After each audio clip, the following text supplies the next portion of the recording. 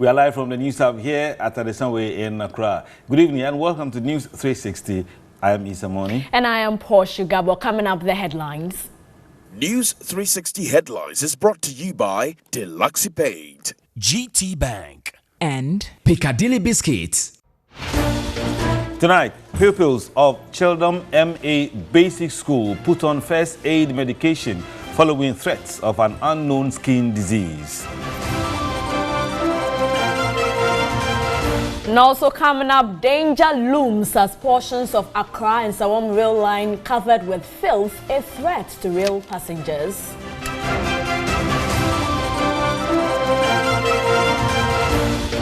Later in the bulletin, we'll tell you about the ordeal of people seeking organ transplant in Ghana.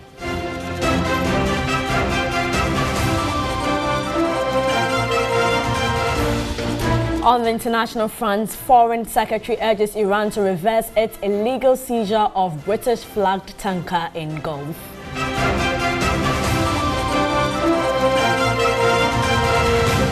Those were the headlines. We have the details, including sports and entertainment, coming up this hour. Stay with us. Tonight, pupils of Children MA Basic School have been put on first aid medication to treat recurring sores and rashes on their body. Their teacher, who is the school health education program coordinator, is giving them the treatment as they await for official report from the Ghana Health Service to determine the cause of the skin infection. Shedom is a farming community located in the lower Menyakrobo municipality of the eastern region. Residents live in scattered hamlets. The Shedom Municipal Assembly Basic School has an enrollment of 230 from kindergarten to junior high school. Pupils walk long distances, some on barefoots and others on shoes donated by benefactors. Their source of water is untreated well and a borehole. School authorities seal the water before it is used by pupils. But some pupils fear the continuous use of the water from the untreated well may have adverse effects on them. Our colleagues, when they drink it, they get skin diseases.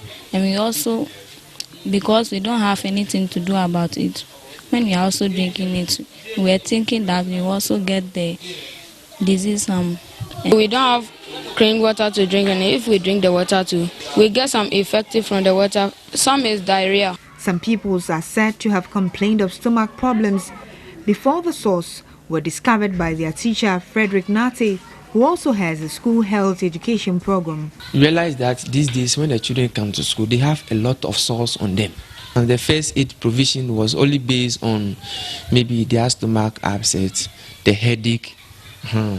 So when I started seeing the sores on them, I said, oh, I can do something. So I'll be asking some health personnel how we can assist children with sores. Under the school health education program, teachers are trained to care for the basic healthcare needs of pupils during their stay in school. He explained efforts to treat the recurring skin infections and sores is proving difficult, causing him to report to his municipal directors for assistance 2 weeks ago.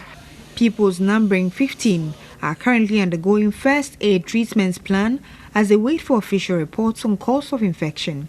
First, you have to dress the sore well before you apply the medicine. So we use hydrogen peroxide, which cleans the wound. And then later, you use the dress on it.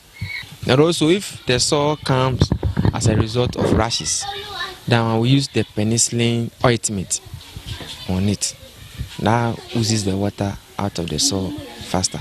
Yilokrobo Municipal Assembly Deputy Director of Education, Agnes Atipo, was hopeful by Monday official report on blood samples taken by the health service personnel would reveal the real cause of the infection.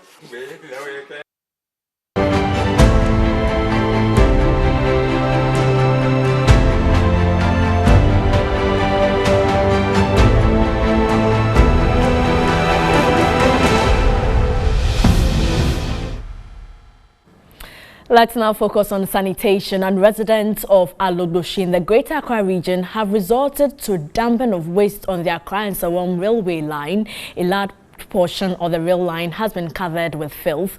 Joseph Armstrong Gold Alodbe and Edem Day Tutu visited the area and has come through with this report.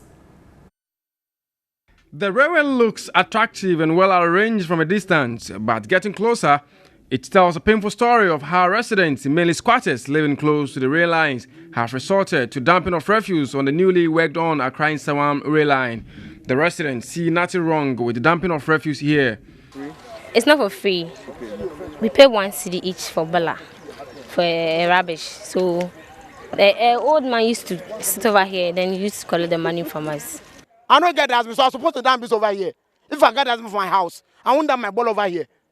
Ghanaians, if I get dustbin for my house, I won't dump ball over here. I'm paying tax, so they're supposed to supply dustbin in my house, in my community, in my district. We are the Bolano. What the Beko Echo Pebe be the Egu. We don't have any place to dump our refuse. From Alogboshi all the way to Achimota has become our dumping site. As part of TV3's sanitation campaign, I made a formal complaint to the municipal chief executive of Okankwe North, Boylai. He later followed me together with his district directors to Alogboshi. We were later joined by the assemblyman of the area. The municipal chief executive, upon seeing the mess created along the railway lines, became upset and furious. No, then we need to come and do some clearing.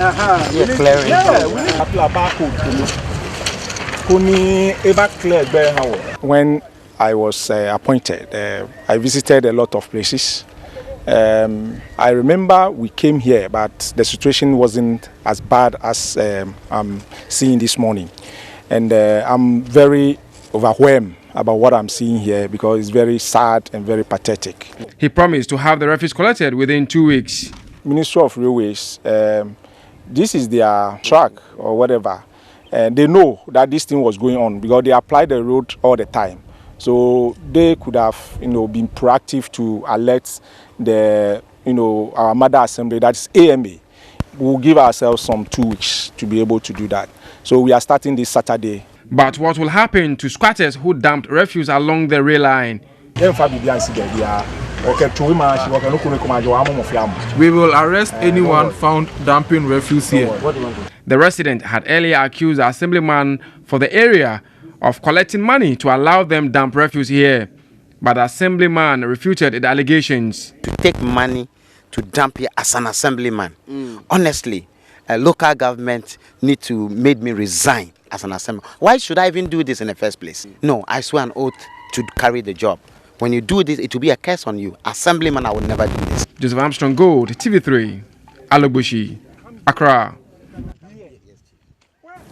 Also, tons of non-compostable sanitary pads make their way into sewage systems, landfills, fields, and water bodies, posing huge environmental and health risk. Safe technologies and interventions to dispose of or treat menstrual waste are non-existent in Ghana. Here's a report by Ajuadubia Usu. The days when our grandmothers in their youthful age used clothes as sanitary pads are past. Sanitary pads are a monthly requirement of girls and women worldwide. Despite its inaccessibility by some young girls, particularly in some rural communities, there is an estimated 113,000 tons of menstrual waste annually. Statistics from the Ghana Statistical Service show that there are about 6 million girls and women between the ages of 14 to 54. Out of this, 50% of them either do not experience menstruation at all or do not have access to sanitary materials, with some using other forms of sanitary materials like the menstrual cup. If one of these persons use 2 pads each day, that means that we are going to have one person using 10 pads each month, making 120 every year. If we have 3 million of these girls or women using sanitary pads, it means we are going to have 360 million pads used annually. But the question is, where are these pads disposed of? I normally put it in the water crystal. There's some that doesn't go. So when it doesn't go, what do you do? I just remove it and I put it in the dustbin. I used towel to wrap it first. Then I used polythene bag again to wrap it again. Then I just dispose it to the rubbish dump.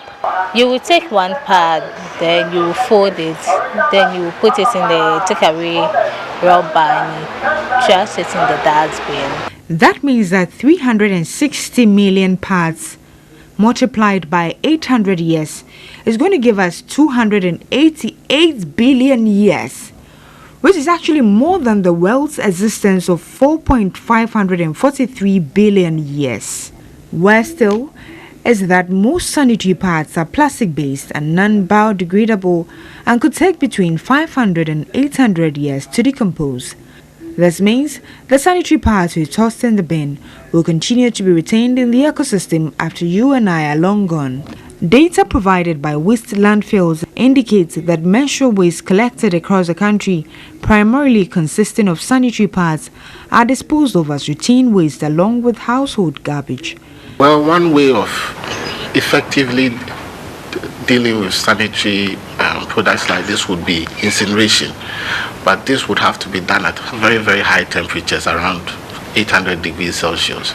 But unfortunately, we do not have those facilities available. So what happens now is that for safe disposal, it goes to the final disposal site, that's the landfills. He explains the required machinery to segregate sanitary pads is unavailable while its burning produces toxic fumes. Once they end up in the soil, what's going to happen is that the chemical is going to bind with the microflora of the soil and prevent decomposition. So they are going to be in the ground for a very long time. The water can wash this to the sea. Remember, fishes are going to feed on it. Okay? And it's going to affect the life of the fishes, as well as also serve as a danger to those of us who feed on the fishes as well. In addition, the longer used parts are kept in the open and get into contact with air, the more they become pathogenic and cause viral and bacterial infections. Moreover, biodegradable sanitary pads made of natural products like banana or jute fiber take not more than 3 months to decompose. Even if to decompose, it takes only 3 months to decompose. Meanwhile, the other ones will take more than 500 years to decompose, and that's already environmental hazard. So we came out with ours, which is easy to dispose, because in rural areas you can throw it in the latrine, you can just dig the soil and bury it in 3 months you are good to go in the environment. And beside that also, the extraction of the fiber, the waste extraction of the fiber is already an organic manure already.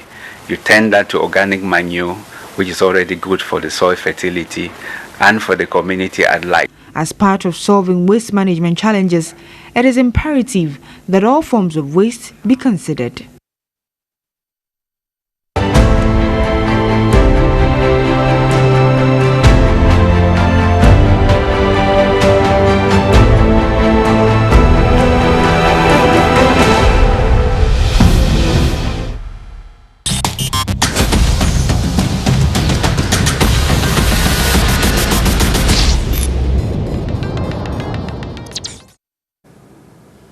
You're watching News 360, and coming up as the story of the week. And civil society groups and some lawyers have been on the neck of the Ghana Police Service this week over the refusal to release Gregory Afoko on bail despite a court order. And Kwachi Afrenyama explores the various angles to this development in our story of the week. The Gregory Afoko case has been in court since 2015. The death of the Upper East Regional Chairman of the MPP, Adams Mahama, became one of the most topical conversations then. Many expected the trial to be swift, but it has now taken over 3 years. The restart of the trial after a later arrest of the second suspect, Asagbe Alangadi, is all part of the reason the case has traveled that period. On March 14 this year, an Accra High Court presided over by Justice George Bwedi admitted Gregory Afoko to bail in the sum of 500,000 cedis with 2 sureties, one of whom must be justified. That was after his lawyers had argued that their client deserved to be granted bail because the state was not ready to prosecute him. All the bail conditions were met, but Gregory was in fact never granted bail. News of the suspect's hospitalization after allegedly vomiting blood and some pictures of him in handcuffs at a health facility would go viral on social media. Days later, the matter would go to court again. At a court hearing on Monday by a different high court, the bail application granted Gregory Afoko was revoked. This was after the court upheld arguments by prosecutors indicating that the circumstances under which Gregory Afoko was granted bail earlier had changed. According to the prosecutor, the other high court granted Afoko bail on the basis that the state was not certain as to when to start prosecution. She further argued that there was the likelihood that Afoko would not appear before the court to stand trial if the bail was not rescinded. This development triggered a fresh round of debate, with many questioning why the police never allowed Gregory to go home despite meeting all his bail conditions. Amnesty International has petitioned SHRI to investigate the circumstances that led to the continuous detention of Gregory Afoko despite being granted bail. Pressure group Occupy Ghana is also demanding a full-scale investigation into the matter. The Occupy Ghana statement further demanded that these officials be punished in accordance with the country's laws. On Wednesday, a 7-member jury was empaneled to hear the case. This was after Gregory Afoko and Asagbe Alangdi pleaded not guilty to the charges of conspiracy to commit murder and murder. The state intends to call 19 witnesses in the course of the trial. The case has been adjourned to July 26. For TV3 News, Kwache Afreniama.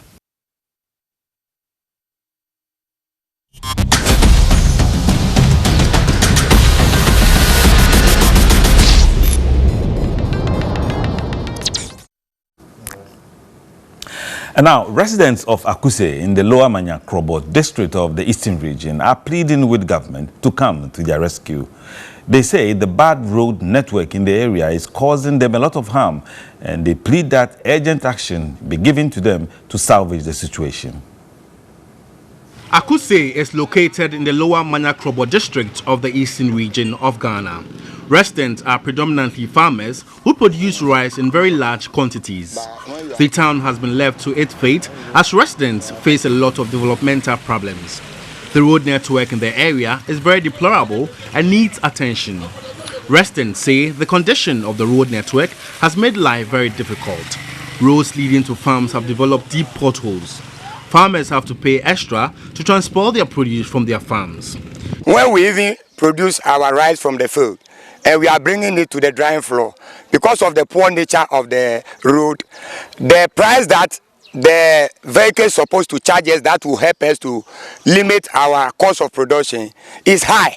So we are not yielding profit in the rice sector. Drivers also complain the deplorable nature of the roads is damaging their cars.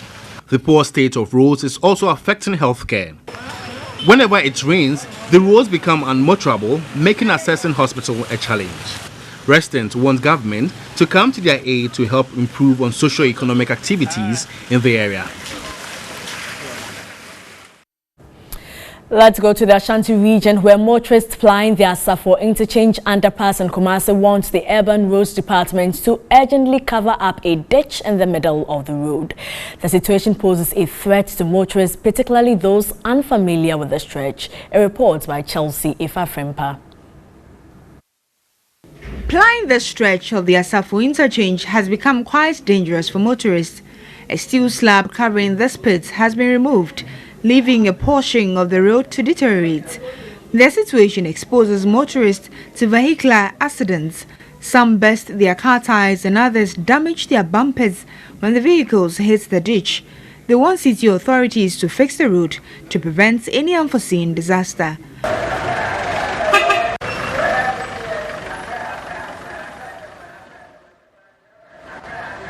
Vehicles slow down when they get to the stretch, resulting in traffic congestion. Also, residents of Musuku in the Dom Kwabinya constituency will soon heave a sign of relief when a culvert linking the road is completed. The section of the road which floods anytime it rains is currently being reconstructed and expected to be completed within the next 2 weeks. Here's a report by Anna Duamekbo. Drivers and residents of Domi and its environs have had difficult time commuting from their homes. The road was the main routine for motorists from Domi Kwabinya, Hacho, Ashoman to other parts of the capital. They lamented on the poor nature of the alternate routes, which has further deteriorated due to recent downpours. Work is progressing steadily here at Musuku White House. The bridge, when completed, will help ease traffic congestion and help resolve the flooding situation. Residents here have to grapple with it for 10 years. The culverts will allow traffic to cross over the waterway, was allowing adequate passage for the water. Municipal Road Engineer Foster Abuaji spoke about the scope of the project. We call it a box culvert, and this one is 5 meters by almost 2.5. That is the 5 meter width and then the 2.5 height. We want to do a storm drain, meet where the stream is coming from. Assemblyman for Kwabenya electoral area Bryant Adolphus commended the municipal chief executive for holding to the plight of residents. Since last week, people have been calling, say, oh, you've done well. I say, oh, we should give praises to the Almighty God. And then the second one goes to the MC, Honorable Tulasi Mensah, because the pressure I mounted on her, she has also proven to me that she's even doing more already, and he has done this one. And I know for we the assembly members, I will say we are Oliver Twist. When you give us more, we ask for more. Some residents and motorists who spoke with the news team were hopeful the completion of the project will improve time and save cost. I'm very happy that they are doing such a project like this. So for me, I'm very glad about this very government. So they should continue like this for us. We are indeed grateful to the government for coming to our aid.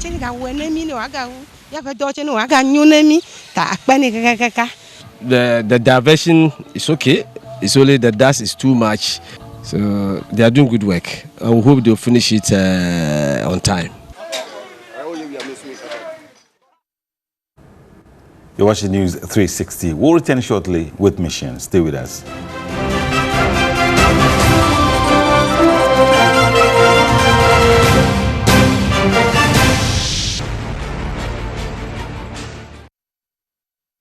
Mission is supported by the Star Ghana Foundation with thanks to Danida, UK Aid and the EU.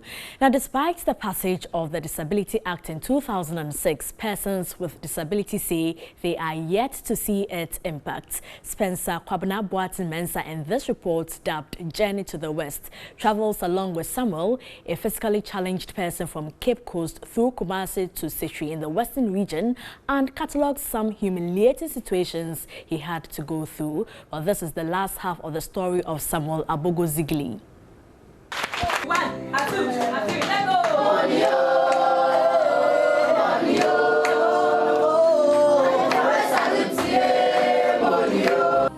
For a better ride, commuting from Cape Coast in the Central region to Sefi Bekwai in the Western North region is preferred through Kumasi in the Ashanti region to Western Regional Capital Takoradi. I am here at Sefi Bekwai in the Western North region to see Samuel. Samuel enjoyed hard times accessing infrastructure at the University of Cape Coast during his school days.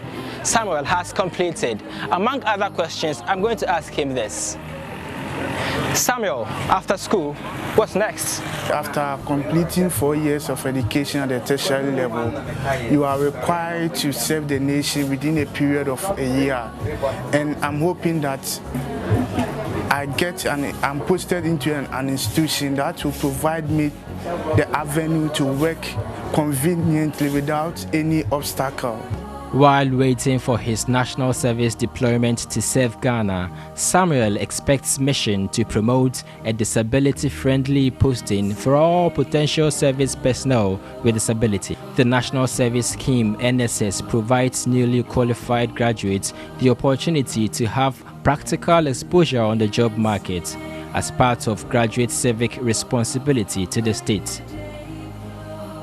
Amidst fear of fighting another infrastructural battle, as during his school days, Samuel is looking forward to discharge this service. His dream is to have a firm with a physically conducive working environment where he could cross boundaries to serve Ghana and secure a job afterwards.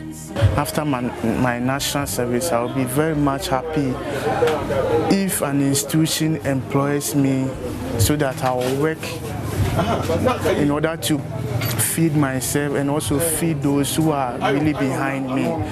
Access to the 3% Common Fund was not forthcoming at Sefi Bekwai. After the documentary, they supported me with a wheelchair, of which I was really in need of it. And when I went to school, it really helped me.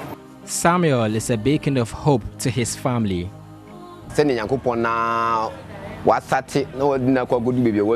As God started with him and saw him throughout school, we are hoping for the best, and we will also play our part. Having acquired an influential status in his local disability association after journey to the West, he is empowered to take on more social change projects to impact lives at Sefi Bekwai. Plans to fix this bridge include saving the seed money from his monthly national service allowance. Samuel is again appealing for support from the general public and authorities in order to make this dream a reality. When empowered, indeed, persons with disability are able to make changes in their own lives and again make impacts in society. The bridge becomes more dangerous when it rains, yet residents take the risk to ply them. I'm always scared whenever school children are using that bridge. So if the district assembly and the government will come to our aid to support us to construct that bridge. In his own unique capacity, he now volunteers for the Youth Empowerment Synergy, Yes Ghana. With funding from a US-based organization, Ford Foundation, Pablo works with stakeholders to lay the foundation and work towards the promotion of a sustainable and productive future for all young people in Ghana. For persons with disability, engaging in national service provides an additional opportunity. An opportunity to shift perceptions to show that persons with disability are not mere service users, they are also service providers. But the issue of unemployment continues to be a growing menace among persons with disability, and this requires both the public sector and the private sector to create more jobs for qualified persons with disability. Spencer Kobnabwati Bensa, TVC News, Sefi Bekwai, Western North Region. Well, that's it for Mission, and Mission is supported by the Star Ghana Foundation with thanks to the NIDA, UK Aid and the EU. Thanks so much for watching. Over to you, Isa.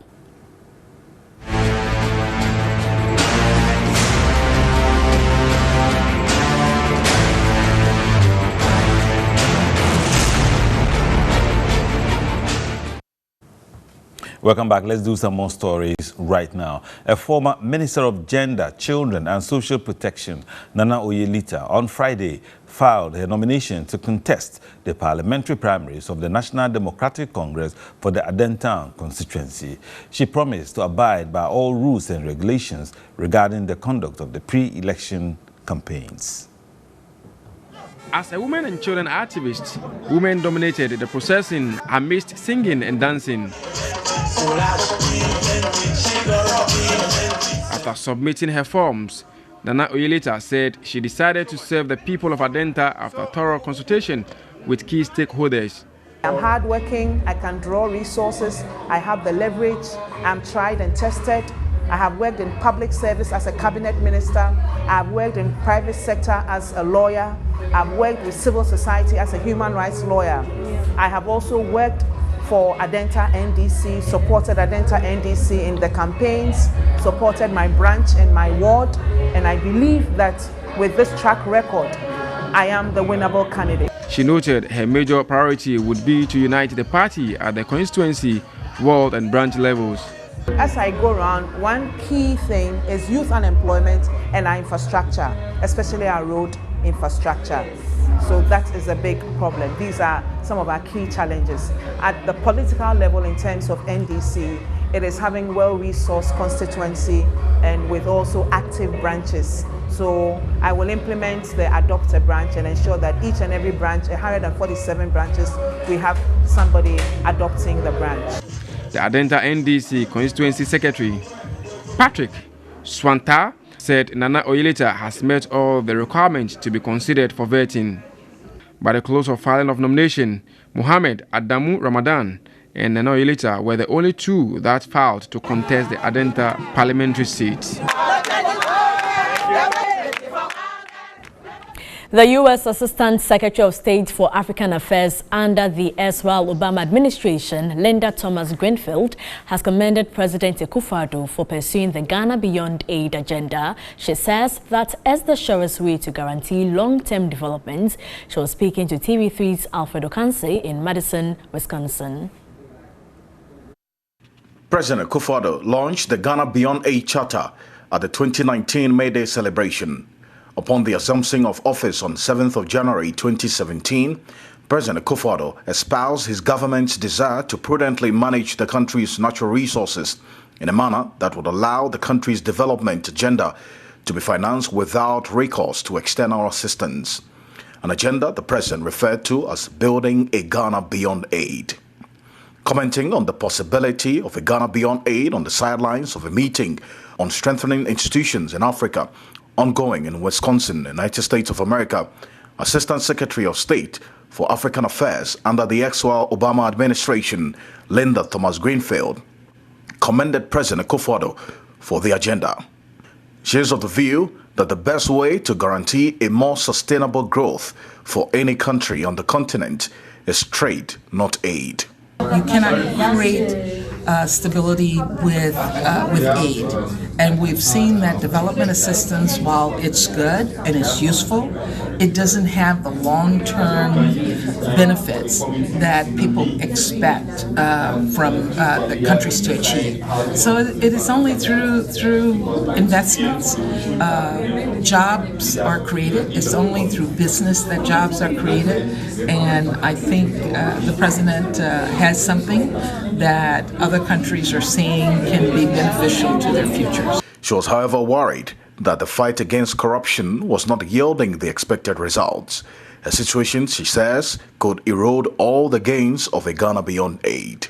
It's really important that corruption be dealt with if we're going to see successful investments in a country. And I think Ghana has started the process of setting that stage, but a lot more work needs to be done. Although Ghana receives less aid than many other countries, it is still supported by bilateral donations from the likes of the European Union, France, Denmark, and other organizations such as the Millennium Challenge Corporation, the US Aid Agency, amongst others. The conversations here so far has been about how Africa can sustain its development agenda through effective structures and systems of accountability, and also to ensure that corruption is checked, because there can never be any sustainable development without accountability. From the University of Wisconsin-Madison, my name is Alfredo Kanse for TV3 News. And government has secured funds to complete 6 abandoned hospital projects in the Ashanti region. During a tour of the facilities, Health Minister Kweku Agyeman noted the projects are expected to be operational by December 2020. Work on the 6 hospitals located at Tepa, Konongo, Kumewu, Fomina, Sewa and Bekwai were halted between a period of 3 to 7 years. The Health Ministry has attributed the situation to litigation and alleged misappropriation of funds. Health Minister Kweku Agyeman says the obstacles hindering the commencement of work have been resolved. He hinted that all the facilities will be operational latest by December 2020. Work has actually started on the 3 in Ashanti region. We are anticipating that these 3 big hospitals will be completed before December 2020. At Tepa, contractors have resumed work on the 60-bed district hospital. The facility is currently 80% complete and expected to be operational by March 2020. Contractors have also moved to site at the 60-bed Konongo Hospital, which is about 60% complete. The facility is expected to be handed over before September 2020. The 120-bed Kumewu District Hospital has been left at the mercy of the weather. Some of the structures have started deteriorating due to neglect. The situation is the same at the 150-bed Fomena District Hospital. The facility has been taken over by weeds, but the minister assured that contractors would be on site by August. The 250-bed regional hospital sited in Zewa has been scheduled to be completed by December 2020. A loan of 22 million euros has been secured to complete the Bekwai Hospital, to be handed over by November 2020. Kwekwajima Menu expressed government resolve to complete all uncompleted projects, including the 40-year-old Konfanochi Teaching Hospital maternity block. We have actually procured a contractor, found money, and work is just about to commence. We will soon come and do sword cutting at Konfanochi. The projects are expected to boost healthcare delivery in the region and also reduce pressure at the Konfanochi Teaching Hospital. You're watching News 360. Up next, the sports news with Yao Uzusulabi.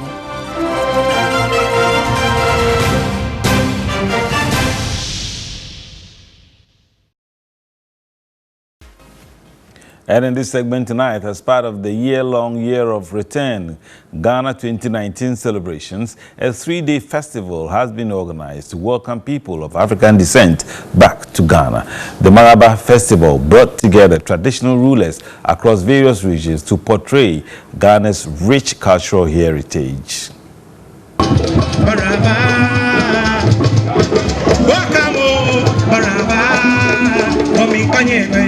The maiden edition of Maraba, which means welcome in the Dagomba language, was graced by chiefs and queen mothers. There was the display of Ghana's rich cultural activities.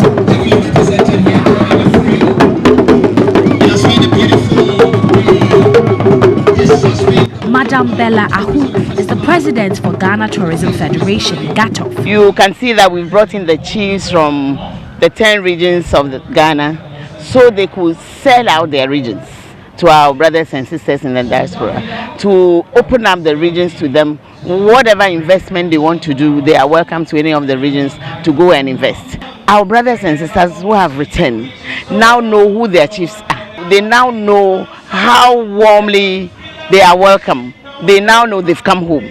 So it is very significant. CEO of the Ghana Tourism Authority, Akwesi Ajiman, praised the Ghana Tourism Federation for the maiden edition, highlighting the significance of the initiative. But bringing the various chiefs together and the various cultural activities together gives that opportunity to have a one-stop shop where they can feel Ghana and feel the presence of what we are as a country. Some tourists present at the event were amazed by the display of the Ghanaian culture. So for us, it was a real privilege to see the reuniting of the people of Ghana with their brothers and sisters from the United States. I liked hearing all the different music styles, especially the drumming was very impressive. I enjoyed that a lot, and also seeing all the different costumes, the different outfits from the different regions. That was my favorite part.